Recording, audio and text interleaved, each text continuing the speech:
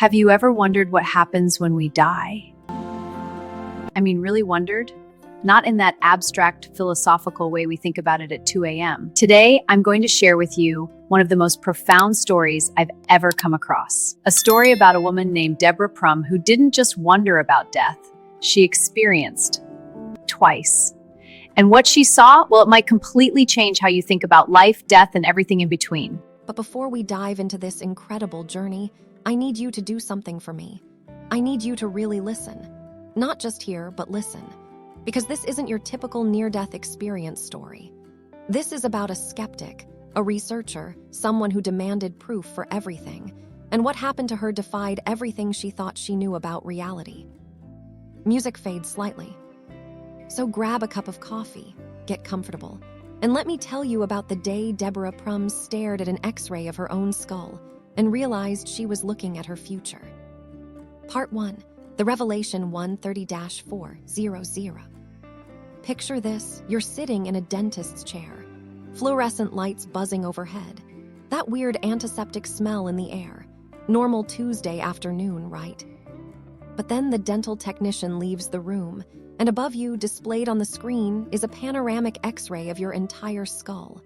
Not just your teeth, your whole head. Eye sockets gaping like dark voids, nose cavity staring back at you, and your mouth, distorted by the panoramic shot, stretched into this wide, almost mocking grin. This is what happened to Deborah.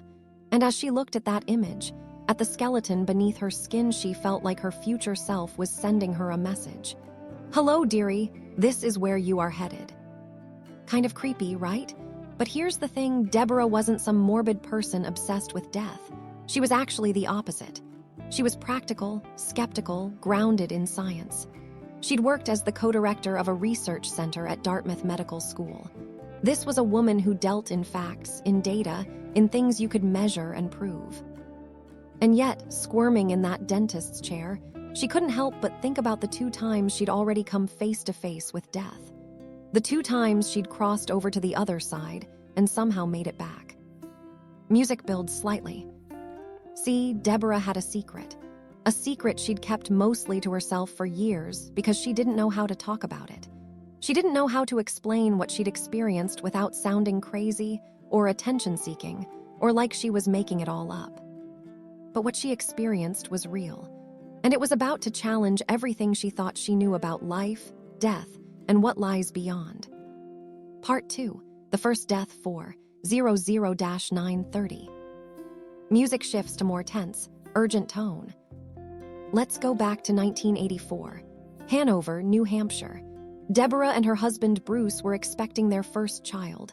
It should have been one of the happiest times of their lives, but sometimes life has other plans. Deborah went into early labor. Already not ideal, but things were about to get much, much worse.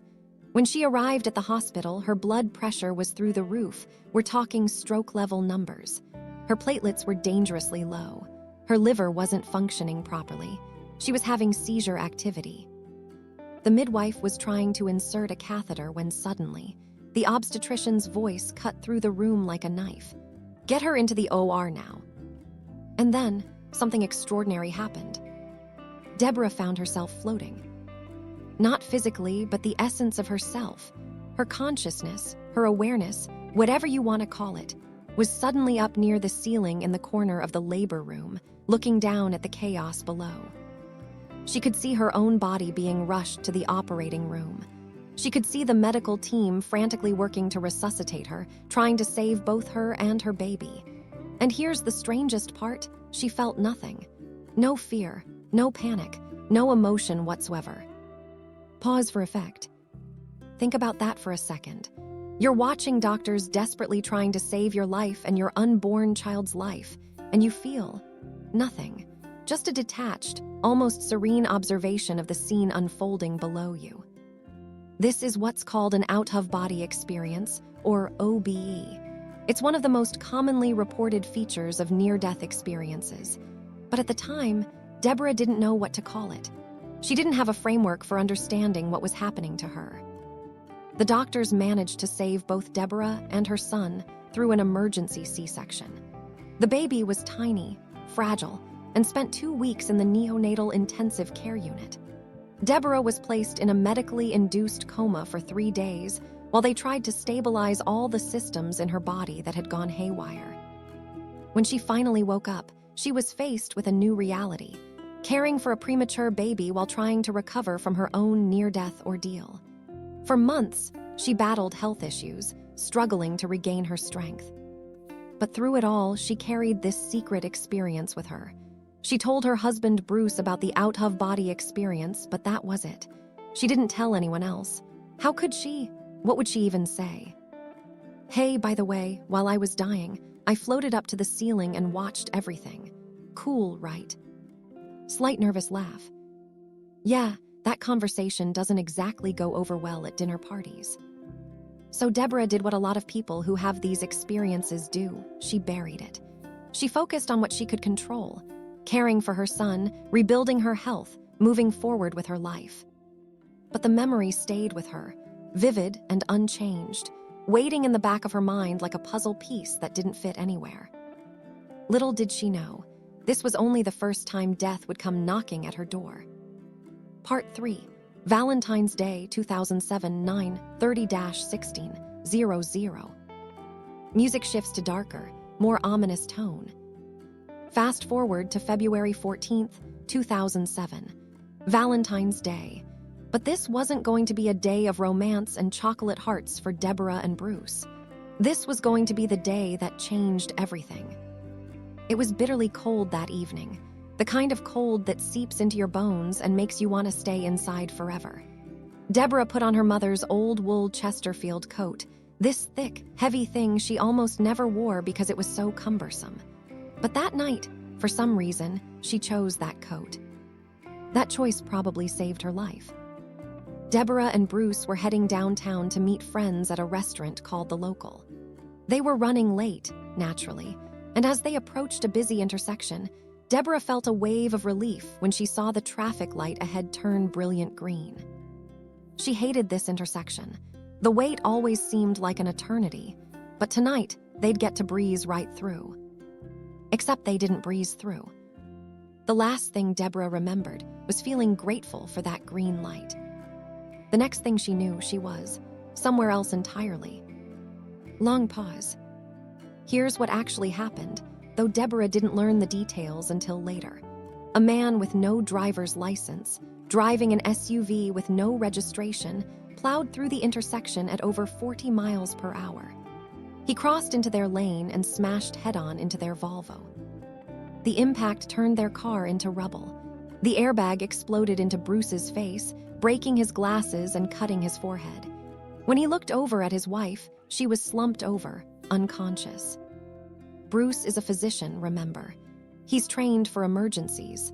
But in that moment, when he tried to check Deborah's vitals and couldn't find a heartbeat or any sign of breathing, training went out the window. He panicked. He started yelling her name over and over, desperately trying to bring her back. But Deborah wasn't there. She was somewhere else. Music becomes ethereal, dreamlike. The yellow place, 16:00-20:00. Imagine for a moment that everything that makes you, you, your memories, your identity, your sense of being a distinct person, suddenly dissolves. Not in a scary way, in a peaceful way, like ice melting into warm water. That's where Deborah was. She had no awareness of herself as Deborah, no sense of being a unique entity separate from everything else. Instead, she felt utterly and profoundly peaceful in a way she had never experienced before or since. She felt safe, she felt home, and everything was glowing yellow. Now I know what you're thinking. Yellow? That seems kind of random, right? But listen to how Deborah describes it, because this is where it gets really interesting. She says it felt like being immersed in yellow, like being dropped in a vat of pudding. But in a good way, not suffocating or overwhelming, but comforting, warm, safe. She didn't feel dead. If anything, she felt more alive than she ever had. She experienced what she calls a comforting euphoria and sensed her essence, whatever that means, shimmering in the middle of a life force. And here's where her scientific background comes through in the most fascinating way. She compares the experience to string theory. You know string theory, right? It's this idea in theoretical physics that everything in the universe, matter, energy, forces, everything, is made up of tiny, vibrating strings of energy. Each string vibrates at its own unique frequency, and those vibrations create the reality we experience. Deborah wondered if, in that moment, she became one of those strings, a closed loop of energy vibrating at its own frequency, both part of and distinct from the rest of the universe. Pause to let that sink in. Think about that. A skeptic, a researcher, someone who demanded scientific proof for everything, using theoretical physics to describe what happens when you die. But then from somewhere far away, she heard a voice, Bruce's voice, calling her name. And she felt annoyed. Music shifts slightly. The return 20, 00-2430. She didn't want to go back. Let me say that again because it's important. She didn't want to go back. Here she was, in this place of absolute peace, feeling more at home than she'd ever felt anywhere on Earth. And her husband's voice was calling her back to pain, to struggle, to a broken body in a crushed car. And she was annoyed about it. Deborah says she doesn't remember making a conscious decision to return. She's not even sure she had enough of a self at that point to make such a decision. It's like the question didn't even apply because the boundaries between her and everything else had dissolved. But over the years, thinking about this moment has made her weepy. Not tears of joy or relief, but something more complicated. Maybe guilt, like her reluctance to return represented a betrayal of her loved ones. She preferred the yellow pudding place to continued life with the people who loved her. Or maybe the tears are simply longing for that peace, for that sense of home. Can you imagine?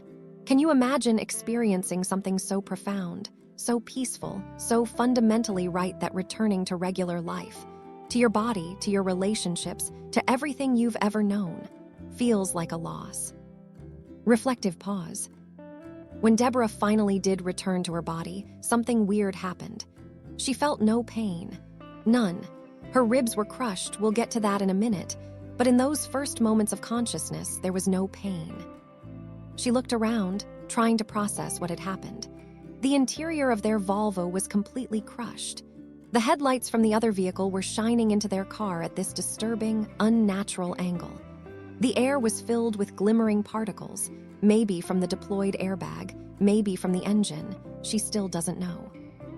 Outside, smoke or steam filled the air, and she saw a dark figure with long hair running past the front of the car, waving his hands and yelling. This was the other driver, the man who had just nearly killed them. Then she looked at Bruce. Blood covered his pale face. He seemed to be speaking, but she couldn't understand the words. The mysterious stranger, 2430-2800. Music becomes mysterious. And then, something strange happened. Or maybe something miraculous, depending on how you look at it. A man opened the passenger door and started talking to Deborah. To this day, she can describe him in perfect detail. In his 40s, curly hair with a receding hairline, wearing a button-down dress shirt with no tie. He looked like a regular office worker, someone you'd see behind a desk on any given Tuesday. He said, "I'm going to release your seat belt, but I don't want to move you unless the engine catches fire. I will stay with you until the ambulance arrives." Then he knelt outside the car and held her hand. Just held it, staying with her, keeping her company until the EMTs arrived and strapped her onto a gurney. Sweet story, right? A good Samaritan stopping to help at an accident scene. Except, dramatic pause. Bruce has no memory of this man. None. He says he never saw anyone except the EMTs when they arrived. After Deborah told him about the stranger, she wanted to track down the emergency personnel who responded to the scene. She wanted to verify that this man existed, get his name so she could thank him properly. They never found him. No witnesses, no record, nothing. Now I'm not going to sit here and tell you this was an angel or some supernatural being. Deborah herself doesn't make that claim. But it's strange, isn't it? That this man appears in perfect detail in Deborah's memory, that he provided exactly the comfort and care she needed in that moment, and then vanished without a trace. Make of that what you will. The aftermath, 28:00-32:00. Music becomes more somber. The physical aftermath of the crash was brutal. Deborah had deep bruising to her ribs. For months, every single breath felt like her chest was encased in barbed wire. She went through months of therapy to reduce a large hematoma that had formed over her heart. She often wonders if her mother's thick Chesterfield coat, that cumbersome garment she almost never wore, saved her life that night. But the physical pain, that wasn't the hardest part. The hardest part was the silence. Once again, Deborah kept her near-death experience to herself. She told Bruce, but that was it. She wanted to protect her family from knowing how close she'd come to death, so she didn't share the details with them. And friends, forget about it. She still didn't know how to name what she'd experienced, much less explain it. Remember, this is a naturally skeptical person we're talking about. Someone whose entire career was built on pragmatic thinking, on research, on evidence-based conclusions. Deborah says if she'd lived in New Testament times, she would have been like Thomas, the disciple who refused to believe Jesus had risen from the dead until he could physically touch the wounds. She needed proof. She needed evidence. And she had it. She'd experienced 2 NDEs, but even that wasn't enough to make her comfortable talking about them publicly. Why? Because she didn't have a framework for understanding what had happened to her. She didn't know how to reconcile her scientific worldview with these profoundly spiritual experiences. So she stayed quiet, for years, carrying these secrets, these vivid, precise memories that never faded, never changed, but never quite fit into her understanding of how the world works. Until 2 years ago, when everything changed. The validation 32:00-36:30. Music becomes more hopeful. A friend lent Deborah a book about near-death experiences written by a physician and researcher at the University of Virginia. She read it. Then she read several other studies on the topic. And she was shocked. Not because the accounts were outlandish or unbelievable, but because they matched her experiences almost exactly. Suddenly, she had a name for what she'd gone through. Suddenly, she realized she wasn't alone, that thousands of people around the world had reported similar experiences. There were common patterns, shared features, consistent elements across cultures and backgrounds. She had validation. Now, here's what I find really interesting about Deborah's response to this discovery. She didn't immediately seek out other people who'd had NDEs. She didn't join support groups or online forums. She didn't become an advocate or a spokesperson. Why? Because she feared that someone might try to pressure her into believing their particular explanation for what NDEs mean. And she wasn't ready for that. Maybe she never will be. See, Deborah doesn't claim to know what her experiences mean. She doesn't offer you a tidy explanation tied up with a bow. She doesn't say, "This proves there's an afterlife," or "This is what heaven looks like," or "This means God exists and has a plan." She just says, "This happened to me. This is what I experienced. Make of it what you will." And honestly, I find that so much more compelling than if she tried to convince you of some specific interpretation. What it all means, 36:30-42:00. Music becomes contemplative. So what does Deborah take away from her 2 brushes with death? First, she's no longer afraid of dying itself. The moment of death, I mean. She felt no emotional distress and no physical pain either time. Of course, she acknowledges that this could change. There are no guarantees about how any future experience will unfold. But right now, based on what she's been through, she doesn't dread that final moment. Second, and this might surprise you, her NDEs haven't necessarily strengthened her faith in God. They haven't weakened it either, but they're not the foundation of her belief. She's grateful she survived both events, and she remains curious about what they might mean. But she's not using them as proof of anything. Third, and this is big, her experiences have profoundly shifted how she relates to religion and spirituality. She grew up in a tiny Protestant church, mostly made up of her Italian-American family members. Her grandfather and uncle gave the sermons. Her aunt led the singing. Her father served as a deacon. They had very specific beliefs about death and the afterlife. When you died, you fell asleep until resurrection day, when you'd wake up to either reward or reckoning based on your behavior.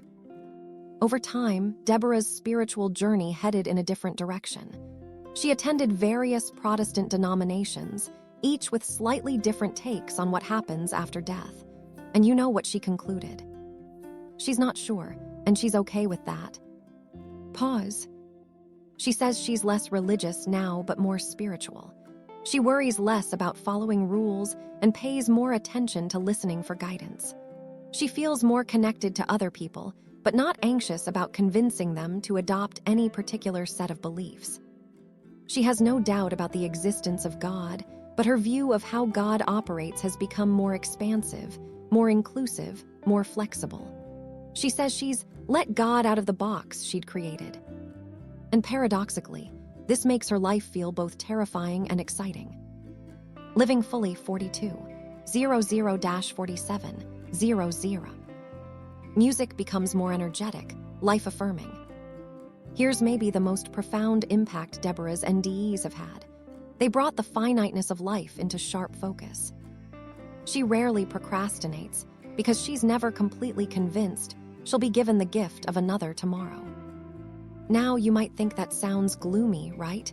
Living with constant awareness of your own mortality. But Deborah says it's not gloomy at all.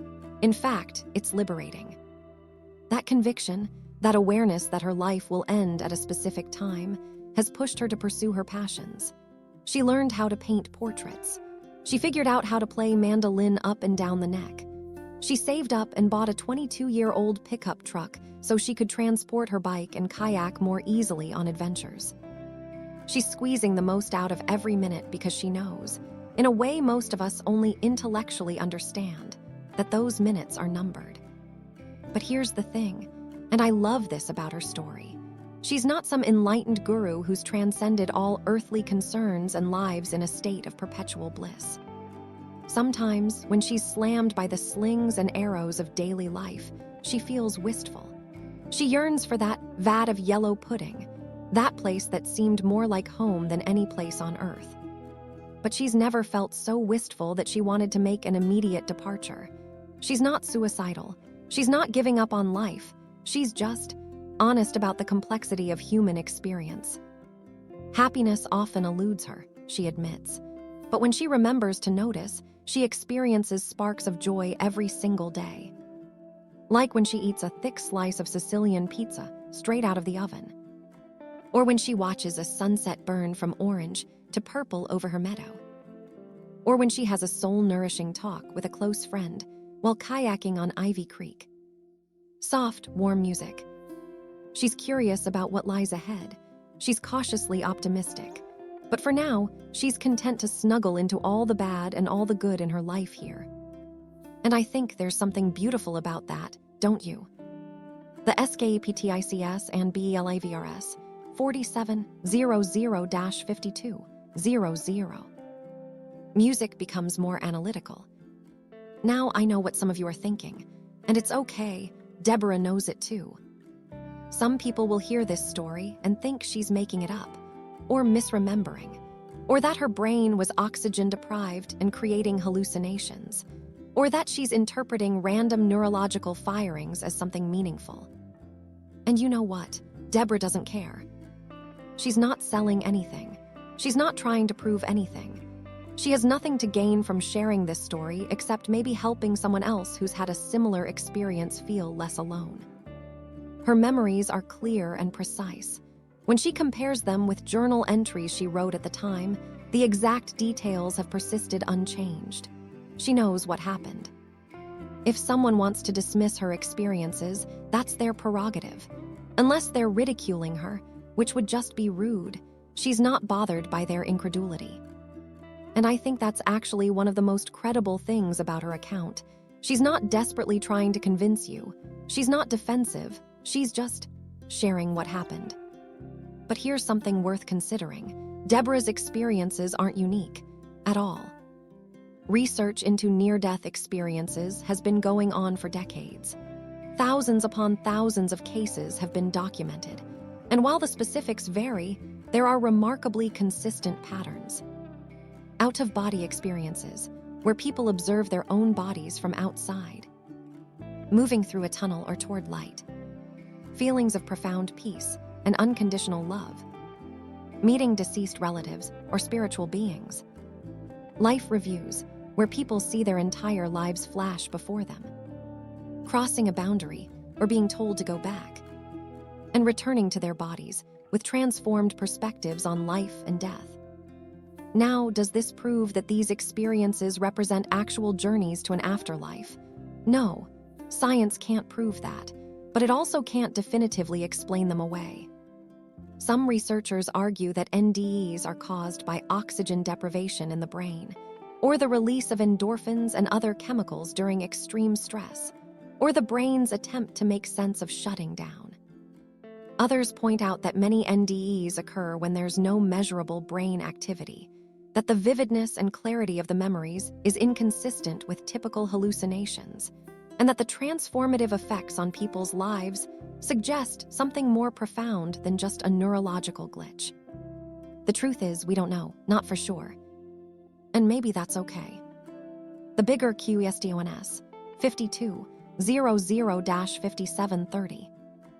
Music becomes philosophical, contemplative. Deborah's story raises some fascinating questions that go way beyond just, is there life after death? Like, what is consciousness? Is it just something your brain produces, like bile from your liver? Or is it something more fundamental, something that exists independently of physical matter? If Deborah really did leave her body during both experiences, what exactly left? If you take away all the physical components, the neurons, the chemicals, the electrical impulses, what's left that could observe, experience, and remember? And what about that yellow place? If it was just a hallucination, why that specific sensation? Why the feeling of being immersed in warm light? Why the sense of profound peace and coming home? Some physicists and philosophers have suggested that consciousness might be a fundamental property of the universe, like space and time. That maybe it's not produced by the brain, but filtered through it, like a radio receiving signals that exist independently. If that's true, and I'm not saying it is, just that it's interesting to consider, then maybe what Deborah experienced was consciousness unfiltered. Maybe that yellow pudding place was what it feels like to be pure awareness, unbound by the limitations of a physical brain and body. Or maybe, and this is where string theory comes back in, maybe she was experiencing reality at its most fundamental level. Maybe in those moments, she wasn't Deborah the person, but Deborah the vibrating string of energy, sensing her connection to the universal field. Pause. I don't know, you don't know. Deborah doesn't know. But isn't it incredible that we can ask these questions at all? The transformation 5730-10300. Music becomes more personal, intimate. You know what I think is the most important part of Deborah's story? It's not the out-of-body experiences, or the yellow light, or even the mysterious stranger who might or might not have been an angel. It's what she did with it all. She could have become bitter. After nearly dying twice, after months of painful recovery each time, after carrying these incredible experiences alone for years, she could have become angry at the universe for putting her through all that. She could have become preachy. She could have started a ministry or written a book trying to convert people to her particular interpretation of what NDEs mean. She could have become obsessed. She could have spent the rest of her life chasing that yellow pudding feeling, trying to get back to that place of perfect peace. But she didn't do any of those things. Instead, she became more curious, more open, more present. She let go of rigid beliefs about what happens after death and embraced the mystery. She stopped worrying so much about following rules and started paying more attention to guidance, whatever that means to her. She deepened her connection to other people without feeling the need to convince them of anything.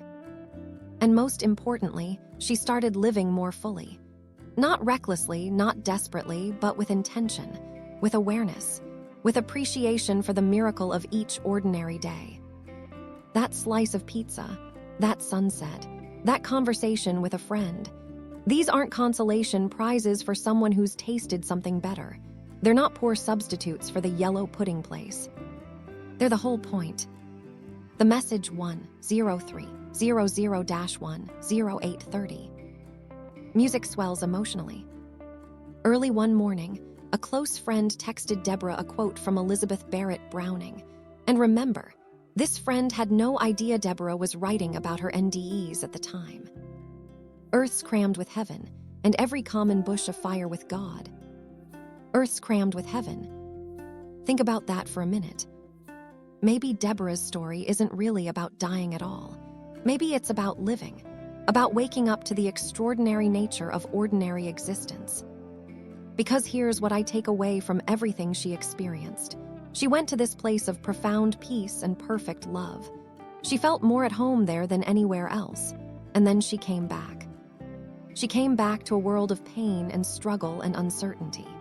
She came back to crushed ribs and financial stress and bad traffic and burnt pizza and all the million little frustrations and disappointments that make up daily life. And she chose, is still choosing, every single day to find the heaven that's crammed into all of it. That sunset over her meadow, that's not less beautiful because she's seen the yellow light. It's more beautiful because she knows how precious and temporary it is. That conversation with a friend, that's not less meaningful because she's experienced cosmic unity. It's more meaningful because she understands how rare and valuable genuine connection is. That slice of Sicilian pizza. Okay, pizza is just always going to be great, but you get my point. Slight laugh. Deborah's NDEs didn't make her world-weary or cynical or detached. They didn't make her long for death or devalue earthly life. They made her more engaged, more grateful, more awake. What about US? 10830-11400. Music becomes introspective. So where does that leave the rest of us? Those of us who haven't had near-death experiences, who haven't floated above our bodies or dissolved into yellow light. Do we have to almost die to really start living? I don't think so, and I don't think Deborah thinks so either. See, the insights she gained from her NDEs aren't exclusive to people who have had those experiences. They're available to all of us, right now, if we choose to embrace them. The awareness that life is finite. You don't need to almost die to know that intellectually. The question is whether you'll let that knowledge change how you live. The recognition that consciousness and identity might be more mysterious and expansive than we typically assume. You can contemplate that without having an out-of-body experience. Meditation, psychedelic experiences, even just deep philosophical inquiry can hint at these possibilities. The peace that comes from letting go of rigid beliefs and embracing mystery. That's a choice you can make today. Right now, you can decide to stop needing all the answers and get comfortable with uncertainty. The practice of finding joy in ordinary moments, that's just mindfulness, being present, noticing the heaven that's crammed into every common bush. Here's what I think Deborah's story is really telling us. You don't have to wait for some extraordinary experience to transform your life. You don't have to almost die to wake up to how precious and temporary and miraculous your life actually is. You can choose that awareness now. You can choose to live like someone who knows, really knows in your bones that this is all temporary, that you're not guaranteed another tomorrow, that these moments, these experiences, these connections are gifts, not entitlements. The hard truth 11400-11900. Music becomes more serious. But I also want to be honest with you about something. Because Deborah is honest in her account, and we should honor that honesty. Living with this awareness isn't always comfortable. It's not always peaceful. Sometimes it's terrifying.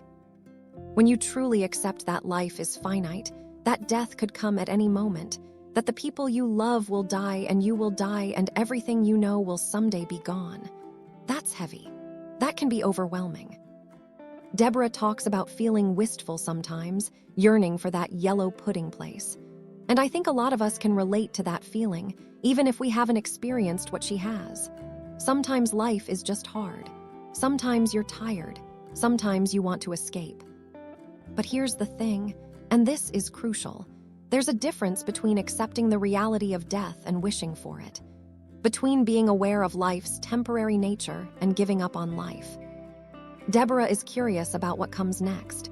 She's cautiously optimistic, but she's not ready to leave. She's still finding too much joy, too much meaning, too much beauty in being here. Even with all the struggle, even with all the pain, even knowing that this place of yellow light and perfect peace is out there somewhere, waiting. She chooses this. She chooses life, with all its messiness and difficulty and complexity. And maybe that's the real message of near-death experiences. Not, don't be afraid to die, but don't be afraid to live. Don't hold back. Don't wait. Don't play it safe just because you're scared of losing it all someday. You're going to lose it all someday anyway. That's guaranteed. The only question is, what are you going to do with the time you have? The Skeptic's Perspective, 1/19/00-12430. Music becomes more balanced, objective.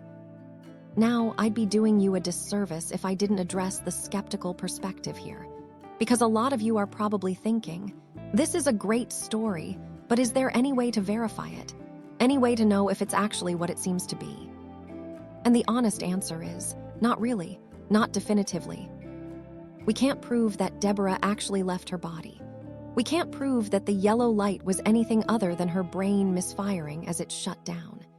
We can't prove that the mysterious stranger at the accident scene wasn't just a helpful passerby that Bruce happened to miss in all the chaos. We can't even prove that Deborah's memories of these events are accurate. Memory is notoriously unreliable, especially memory of traumatic events. But here's what we can say. Deborah's account is consistent with thousands of other documented near-death experiences from around the world, across different cultures, religious backgrounds, and time periods. Her experiences had lasting, transformative effects on her life and perspective, effects that are difficult to explain if they were just hallucinations or false memories. Her descriptions of the experiences remained remarkably consistent over decades, which is unusual for fabricated or false memories, which tend to shift and change over time. And perhaps most importantly, she has absolutely no incentive to lie. She's not selling books or starting a religion or asking for money or attention. She kept these experiences mostly private for years and only started sharing them recently, with evident discomfort and uncertainty. Does this prove her experiences were real, in whatever sense we mean when we say that? No, but it makes them worth taking seriously. And honestly, I think the question of whether NDEs represent real experiences of an afterlife, or just the brain's response to dying might be the wrong question entirely. Because even if these experiences are just neurological phenomena, just the brain doing something interesting as it shuts down, they still have profound meaning for the people who have them. They still transform lives. They still raise fascinating questions about consciousness, identity, and what it means to be human. The Universal THMES 124-30-130-00. Music becomes more universal, expansive. You know what strikes me most about Deborah's story? It's not unique to her, but it's also deeply, intimately personal. And somehow, those two things don't contradict each other. The themes in her experience, peace, love, connection, coming home, these are universal. They show up in near-death experiences across all cultures. They show up in religious and mystical experiences throughout human history. They show up in moments of profound insight and transcendence that people report even without any brush with death. It's almost like there's something fundamental about these experiences, something that points to a deeper reality that we all, in some way, know but forget in the busyness and distraction of daily life. That sense of home Deborah felt in the yellow light, I bet you felt something like that at some point. Maybe not as intensely, Maybe not in the same way, but that feeling of this is right. This is where I belong. This is what it's all about. Maybe you felt it holding your newborn child, or standing on a mountaintop at sunrise, or in a moment of creative flow when you lost track of time, or in deep conversation with someone you love, or just lying in the grass on a summer day, staring up at the clouds. Those moments when the veil thins and you touch something bigger than yourself. When you remember, just for a second, that there's more to existence than your to-do list and your worries and your small, separate self. Maybe that's what the yellow light is. Maybe it's not a place you go when you die. Maybe it's what you are when you're not caught up in being someone. Or maybe I'm completely wrong about all of this. Maybe it's exactly what it seems to be, a glimpse of what comes after. The point is, we don't know, and that's okay. Living with Mystery 130 00-13530. Music becomes contemplative, peaceful. You know what I love about Deborah's approach to all this? She's comfortable with not knowing. She's had these extraordinary experiences that most people never have. She's seen things, felt things, experienced things that could provide fodder for 1,000 theories about life, death, God, the universe, everything. And her response is essentially, interesting, I wonder what that means. Not in a dismissive way, not in a confused or anxious way, just curious, open, willing to sit with the mystery. In our culture, we're so uncomfortable with uncertainty. We want answers. We want proof. We want someone to tell us definitively what's real and what's not, what to believe and what to dismiss. But what if the uncertainty is the point? What if the not knowing is where wisdom actually lives? Deborah has let God out of the box, she says. She's let go of the rigid categories and rules and explanations she grew up with. And paradoxically, that makes her life both terrifying and exciting. Terrifying because there's no safety in uncertainty. There's no comfortable certainty to fall back on when things get hard. But exciting because anything is possible. Because reality might be so much bigger and stranger and more wonderful than any of our boxes and categories can contain. And maybe that's the gift of near-death experiences, whether we have them ourselves or just hear about them from people like Deborah. They remind us that reality is mysterious, that we don't have it all figured out, that there's more to existence than what we can see and measure and prove. They invite us to live in the questions, rather than demanding answers. The Practical Wisdom 1-3530-14100. Music becomes more grounded, practical. But let's bring this back down to earth for a minute. Because as fascinating as all these big philosophical questions are, the real value of Deborah's story is in how it changed the way she lives day to day. And those changes are things any of us can implement, whether we believe in near-death experiences or not. She rarely procrastinates. Why? Because she's not convinced she has another tomorrow. That's not morbid, it's practical. How many things are you putting off right now that you'd do today if you really believed your time was limited? She pursues her passions. She learned to paint. She learned to play mandolin.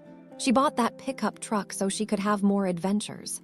When was the last time you did something just because it brought you joy, not because it was productive or useful or necessary? She finds sparks of joy in ordinary moments. Pizza, sunsets, conversations with friends. She's trained herself to notice these moments, to be present for them, to let them matter. How often do you blow past these small joys because you're too busy or distracted to notice? She's let go of the need to convince other people to believe what she believes. She shares her truth, but doesn't attach to whether people accept it. How much energy do you waste trying to change other people's minds about things that ultimately don't matter? She's more connected to people, but less anxious about them. She's deepened her relationships without making herself responsible for other people's choices or beliefs. How much of your stress comes from trying to control or fix or save people who didn't ask for your help? These aren't mystical insights. These are practical choices about how to live, and every single one of them is available to you right now. You don't need to have a near-death experience to live like someone who's faced death. You just need to accept what you already know, that your time here is limited, precious, and unrepeatable. And then choose to live accordingly. The Healing Power 141-00-14630. Music becomes warm, compassionate. There's another aspect of Deborah's story that I think is really important, especially for anyone who's dealing with fear of death, their own or someone else's. Deborah's experiences suggest that death itself might not be the terrible thing we fear it is. Now, I want to be careful here. Dying can absolutely be painful and frightening. The process of getting to death, illness, injury, the deterioration of the body, that can be awful. And the grief of losing someone you love is one of the hardest experiences a human being can go through. But the moment of death itself, according to Deborah and thousands of others who have had near-death experiences, it's peaceful. It's even beautiful. She felt no fear, no pain, just peace and love and a sense of coming home. If you've lost someone you love, maybe that brings you some comfort. Maybe it helps to imagine that person not suffering, not afraid, but wrapped in that yellow light, feeling more at home than they ever did here. If you're facing your own mortality, whether through illness or just the natural awareness that comes with getting older, maybe it helps to know that the thing itself might not be as scary as anticipating it. And if you're just a regular person trying to make sense of this wild, confusing, beautiful, heartbreaking experience of being alive, maybe it helps to remember that there might be more to existence than we can see or understand. That consciousness might be more than just brain activity. That love and connection might be woven into the fabric of reality itself. Or maybe it doesn't help at all. Maybe you're a hardcore materialist who thinks this is all just brain chemistry and wishful thinking, and that's okay too. The point isn't to convince you of anything. The point is just to remind you that we're all in this together, this strange journey from birth to death, trying to figure out what it all means, trying to make our brief time here count for something. The Invitation 1-4630-15200. Music becomes inviting, warm. So here's what I want to leave you with. You don't have to believe Deborah's story to benefit from it. You don't have to accept that near-death experiences are real glimpses of the afterlife. You don't have to change your religious beliefs or philosophical worldview. But I do invite you to consider this. What if you lived like someone who knew, really knew with absolute certainty, that this life is temporary, that your time is limited, that every moment is a gift? What would you do differently? Would you take that trip you've been putting off? Would you tell someone you love them? Would you quit the job that's making you miserable? Would you start that creative project you've been dreaming about? Would you forgive that person you've been holding a grudge against? Would you spend less time scrolling through social media and more time looking at actual sunsets? Would you eat that pizza without guilt, savoring every bite? Would you have that deep conversation instead of just making small talk? Would you notice the ordinary miracles that surround you every single day? Here's the thing, you do know that life is temporary. You already have that certainty. You're just really good at forgetting it, at pushing it to the back of your mind so you can get through your daily routine without existential panic. But what if instead of forgetting, you remembered? Not in a morbid way, not in an anxious way, but in a way that made you more alive, more present, more grateful. What if you let the awareness of death make life more precious instead of less? That's what Deborah's story invites us to do. Not to fear death, not to obsess about the afterlife, but to wake up to life. To live fully, love deeply, and find the heaven that's crammed into every ordinary moment. The Yellow Light 1-5200-15700. Music becomes ethereal again. Sometimes I think about that yellow light. What it must have felt like to be Deborah in that moment. Identity dissolved, ego released, just pure consciousness immersed in perfect peace and unconditional love. And then I think about her coming back, choosing or being chosen.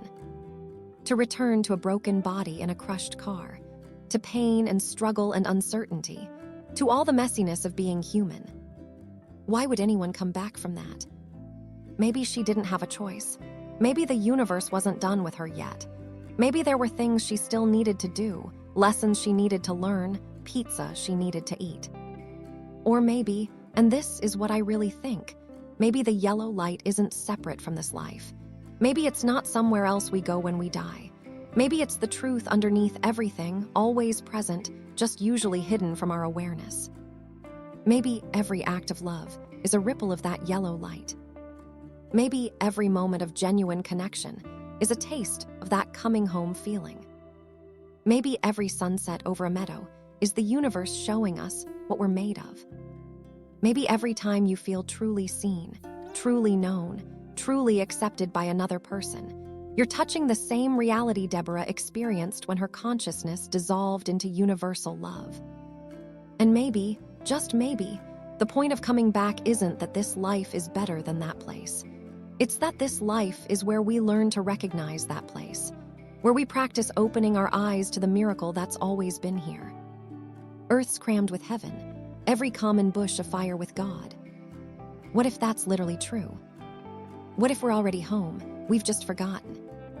Closing 157, 00-2, 0300. Music swells one final time. Deborah Prum died twice and came back twice. She doesn't know exactly why. She doesn't claim to have all the answers. She's just a woman who had these extraordinary experiences and decided, finally, to share them. And in sharing them, she's given us a gift. Not proof of the afterlife, not certainty about what happens when we die, but something maybe more valuable: permission. Permission to sit with mystery instead of demanding answers. Permission to take our fleeting, precious moments seriously. Permission to pursue joy and passion and connection without apology. Permission to let go of rigid beliefs and embrace a more expansive view of reality.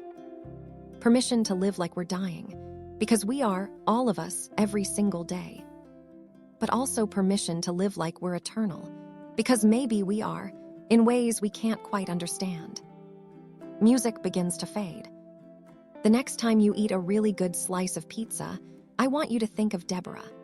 The next time you watch a sunset, or have a meaningful conversation, or feel that flutter of joy for no particular reason, remember her story. Remember that this moment right now is all you have, and it's enough.